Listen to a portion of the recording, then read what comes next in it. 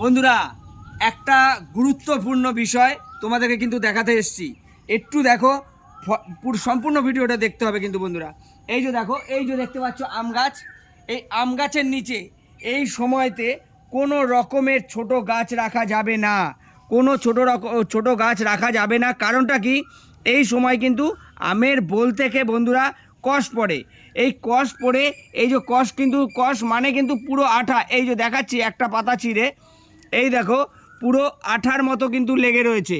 এই কষ থেকে কিন্তু আঠা পড়ে।